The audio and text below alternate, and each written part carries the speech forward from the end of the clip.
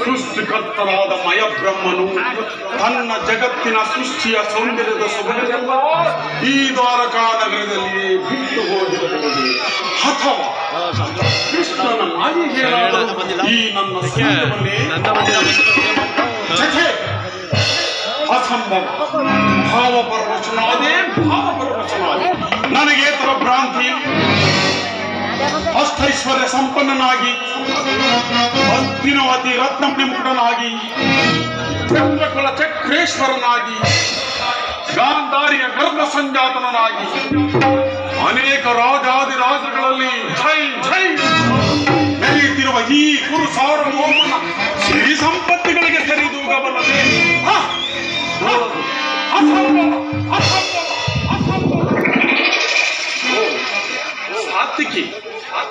ಎಲ್ಲಿ ನಿನ್ನ ಕೃಷ್ಣ?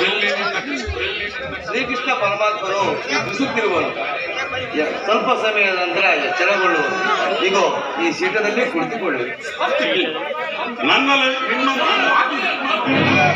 ಪಾಂಡವರಿಗೂ ನಮಗೆ ಯುದ್ಧವು ಸಂಘಟಿಸಿರುವುದು. ಇದರಲ್ಲಿ ನೀವು ನನ್ನ ಪಕ್ಷವನ್ನು ವಹಿಸಬೇಕು.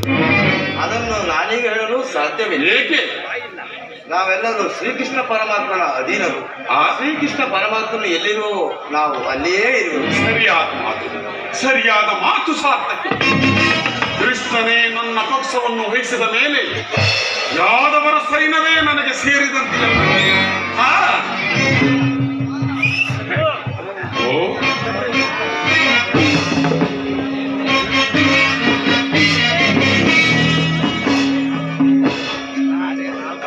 ಮಲಗಿರುವನು ಕೃಷ್ಣ. ಇವನೆಂತ ನಿಶ್ಚಿಂತ ಪುರುಷನೀಯ. ರಾಜಕೋಶಾದಿಗಳನ್ನು ಬಲರಾಮನಿಗೆ ವಹಿಸಿ ಇವನು ಮಾತ್ರ ಸ್ತ್ರೀಯರ ಸರಸ ಸಲ್ಲಾಪ. ಇಂಥ ಮಧ್ಯಾಹ್ನದ ವೇಳೆಯಲ್ಲಿ ಮೈ ಮರೆತು ನಿದ್ರಿಸುತ್ತಿರುವನಲ್ಲ. ಆದರೂ ವಸಂತ ಕುಸುಮಾರ್ಗಣಿತ ಕುಸುಮಗಳ ಸುಗಂಧ, ಸುಪರಿಮಳ ಸುವಾಸನೆ ಕಂಪನಿಯಿಂದ ಕಂಗೊಳಿಸುತ್ತಿರುವ ಚತುರ್ಧ್ವಜ ಭುವನ ಬ್ರಹ್ಮಾಂಡದಲ್ಲಿಯೇ ಹಸರ ಕೀರ್ತಿಸಿರುವ ಈ ದ್ವಾರಕಾ ನಗರದ ಹರಸ ಮುಗುಳು ನಿದ್ರೆಯಿಂದ ಮಲಗಿರುವ ರಹಸ್ಯಕ್ಕೆ ಏನೂ ಒಂದು ಕಾಲ. ಇರಲಿ ಇರಲಿ, ಈ ತೆನೆಚ್ಚರಾಗುವ ತನಕ ನಾವು ಕುಳಿತು ನಾನು ಬಂದ ಕಾರ್ಯವನ್ನು ಜಯಿಸಿಕೊಂಡು ಹೋಗುವೆನು.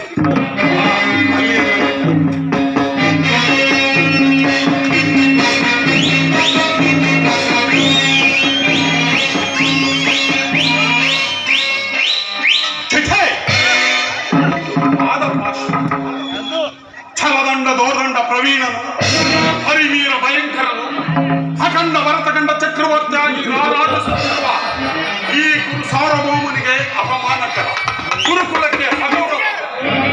ಭೂಪಾಲಕನಾದ ನಾನು ಈ ಪಶುಪಾಲಕನ ಪಾದತಲದಲ್ಲಿ ಕುಳಿತುಕೊಳ್ಳುವುದೇ ಅಸಂಭವ. ನನಗೆ ಯೋಗ್ಯವಾದ ಪೀಠ ಅದು ಶಿರೋಭಾಗ.